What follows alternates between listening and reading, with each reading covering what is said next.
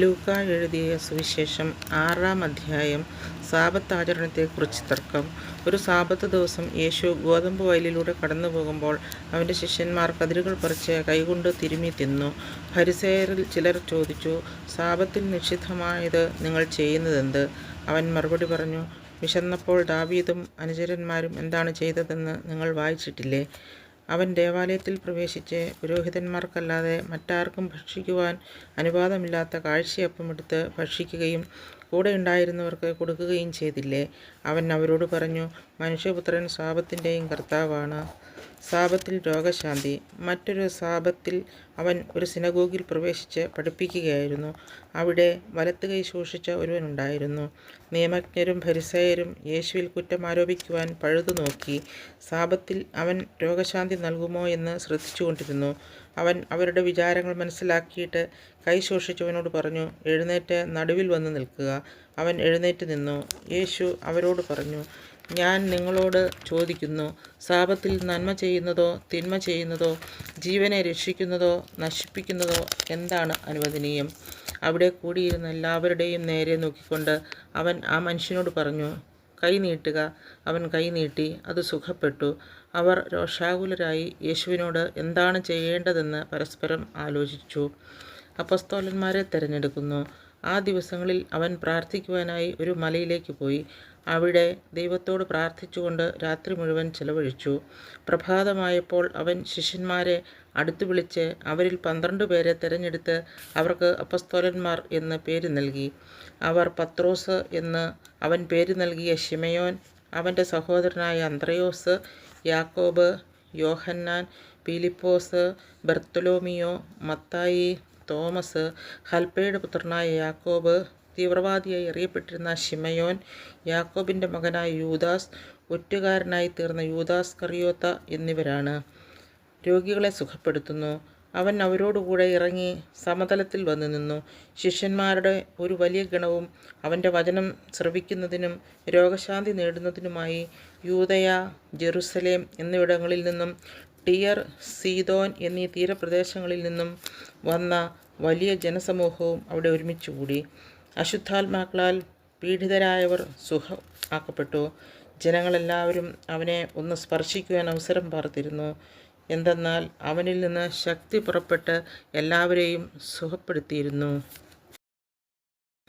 സുവിശേഷ ഭാഗ്യങ്ങൾ. അവൻ ശിഷ്യരുടെ നേരെ കണ്ണുകളുയർത്തി അരുളിച്ചെയ്തു, ദരിദ്രരെ, നിങ്ങൾ ഭാഗ്യവാന്മാർ, ദൈവരാജ്യം നിങ്ങളുടേതാണ്. ഇപ്പോൾ വിശപ്പ് സഹിക്കുന്നവരെ, നിങ്ങൾ ഭാഗ്യവാന്മാർ, നിങ്ങൾ തൃപ്തരാക്കപ്പെടും. ഇപ്പോൾ കരയുന്നവരെ, നിങ്ങൾ ഭാഗ്യവാന്മാർ, നിങ്ങൾ ചിരിക്കും. മനുഷ്യപുത്രൻ നിമിത്തം മനുഷ്യർ നിങ്ങളെ ദ്വേഷിക്കുകയും പുറന്തള്ളുകയും അവഹേളിക്കുകയും നിങ്ങളുടെ പേര് ദുഷിച്ചതായി കരുതി തിരസ്കരിക്കുകയും ചെയ്യുമ്പോൾ നിങ്ങൾ ഭാഗ്യവാന്മാർ. അപ്പോൾ നിങ്ങൾ ആഹ്ലാദിക്കുവിൻ, സന്തോഷിച്ച് കുതിച്ചു ചാടുവിൻ. സ്വർഗത്തിൽ നിങ്ങളുടെ പ്രതിഫലം വലുതായിരിക്കും. അവരുടെ പിതാക്കന്മാർ പ്രവാചകന്മാരോടും ഇപ്രകാരം തന്നെയാണ് പ്രവർത്തിച്ചത്. എന്നാൽ സമ്പന്നരെ, നിങ്ങൾക്ക് ദുരിതം, നിങ്ങളുടെ ആശ്വാസം നിങ്ങൾക്ക് ലഭിച്ചു കഴിഞ്ഞു. ഇപ്പോൾ സംതൃപ്തരായി കഴിയുന്നവരെ, നിങ്ങൾക്ക് ദുരിതം, നിങ്ങൾക്ക് വിശക്കും. ഇപ്പോൾ ചിരിക്കുന്നവരെ, നിങ്ങൾക്ക് ദുരിതം, നിങ്ങൾ ദുഃഖിച്ചു കരയും. മനുഷ്യരെല്ലാം നിങ്ങളെ പ്രശംസിച്ച് സംസാരിക്കുമ്പോൾ നിങ്ങൾക്ക് ദുരിതം. അവരുടെ പിതാക്കന്മാർ വ്യാജപ്രവാചകന്മാരോടും അങ്ങനെ തന്നെ ചെയ്തു. തിന്മയെ നന്മ കൊണ്ട് ജയിക്കുക.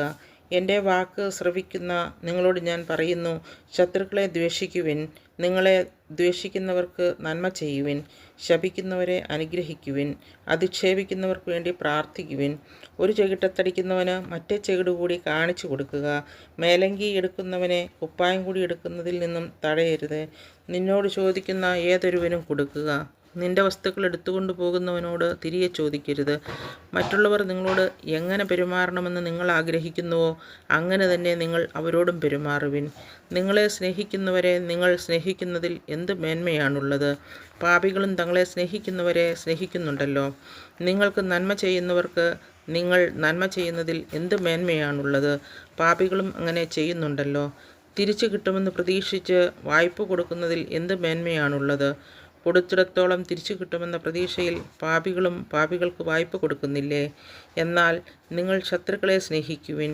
തിരിച്ചു കിട്ടുമെന്ന് പ്രതീക്ഷിക്കാതെ മറ്റുള്ളവർക്ക് നന്മ ചെയ്യുകയും വായ്പ കൊടുക്കുകയും ചെയ്യുവിൻ. അപ്പോൾ നിങ്ങളുടെ പ്രതിഫലം വലുതായിരിക്കും. നിങ്ങൾ അത്യുന്നതൻ്റെ പുത്രന്മാരായിരിക്കുകയും ചെയ്യും. കാരണം അവിടുന്ന് നന്ദിഹീനരോടും ദുഷ്ടരോടും കരുണ കാണിക്കുന്നു. നിങ്ങളുടെ പിതാവ് കരുണയുള്ളവനായിരിക്കുന്നതുപോലെ നിങ്ങളും കരുണയുള്ളവരായിരിക്കുവിൻ. അന്യരെ വിധിക്കരുത്. നിങ്ങൾ വിധിക്കരുത്, നിങ്ങളും വിധിക്കപ്പെടുകയില്ല. കുറ്റാരോപണം നടത്തരുത്, നിങ്ങളുടെ മേലും കുറ്റം ആരോപിക്കപ്പെടുകയില്ല. ക്ഷമിക്കുവിൻ, നിങ്ങളോടും ക്ഷമിക്കപ്പെടും. കൊടുക്കുവിൻ, നിങ്ങൾക്കും കിട്ടും. അമർത്തിക്കുലുക്കി നിറച്ചളന്ന് അവർ നിങ്ങളുടെ മടിയിലിട്ട് തരും. നിങ്ങൾ അളക്കുന്ന അളവുകൊണ്ട് തന്നെ നിങ്ങൾക്കും അളന്ന് കിട്ടും. അവൻ ഒരു ഉപമയും അവരോട് പറഞ്ഞു. കുരുടന് കുരുടനെ നയിക്കുവാൻ സാധിക്കുമോ? ഇരുവരും കുഴിയിൽ വീഴുകയില്ലേ? ശിഷ്യന്മാർ ഗുരുവിനേക്കാൾ വലിയവനല്ല, എന്നാൽ എല്ലാം പഠിച്ചു കഴിയുമ്പോൾ അവൻ ഗുരുവിനെ പോലെയാകും. നിന്റെ സഹോദരൻ്റെ കണ്ണിലെ കരട് നീ കാണുകയും സ്വന്തം കണ്ണിലെ തടിക്കഷ്ണത്തെ ഗവനിക്കാതിരിക്കുകയും ചെയ്യുന്നതെന്ത്? സ്വന്തം കണ്ണിലെ തടിക്കഷ്ണം കാണാതിരിക്കെ സഹോദരാ, നിന്റെ കണ്ണിലെ കരട് ഞാൻ എടുത്തു കളയട്ടെ എന്ന് പറയുവാൻ നിനക്കെങ്ങനെ കഴിയും? കപടനാട്യക്കാരാ, ആദ്യമേ നിന്റെ കണ്ണിലെ തടിക്കഷ്ണം എടുത്തു മാറ്റുക. അപ്പോൾ നിന്റെ സഹോദരൻ്റെ കണ്ണിലെ കരട് എടുത്തു കളയുവാൻ കഴിയത്തക്ക വിധം നിന്റെ കാഴ്ച തെളിയും. ഫലത്തിൽ നിന്ന് വൃക്ഷത്തെ അറിയുക. നല്ല വൃക്ഷം ചീത്ത ഫലങ്ങൾ പുറപ്പെടുവിക്കുന്നില്ല, ചീത്ത വൃക്ഷം നല്ല ഫലങ്ങളും. ഓരോ വൃക്ഷവും ഫലം കൊണ്ട് തിരിച്ചറിയപ്പെടുന്നു. മുൾച്ചെടിയിൽ നിന്ന് അത്തിപ്പഴമോ ഞെരിഞ്ഞിലിൽ നിന്ന് മുന്തിരിപ്പഴമോ ലഭിക്കുന്നില്ലല്ലോ. നല്ല മനുഷ്യൻ തൻ്റെ ഹൃദയത്തിലെ നല്ല നിക്ഷേപത്തിൽ നിന്ന് നന്മ പുറപ്പെടുവിക്കുന്നു. ചീത്ത മനുഷ്യൻ തിന്മയിൽ നിന്ന് തിന്മ പുറപ്പെടുവിക്കുന്നു. ഹൃദയത്തിൻ്റെ നിറവിൽ നിന്നാണല്ലോ അധരം സംസാരിക്കുന്നത്. ഉറച്ച അടിസ്ഥാനം.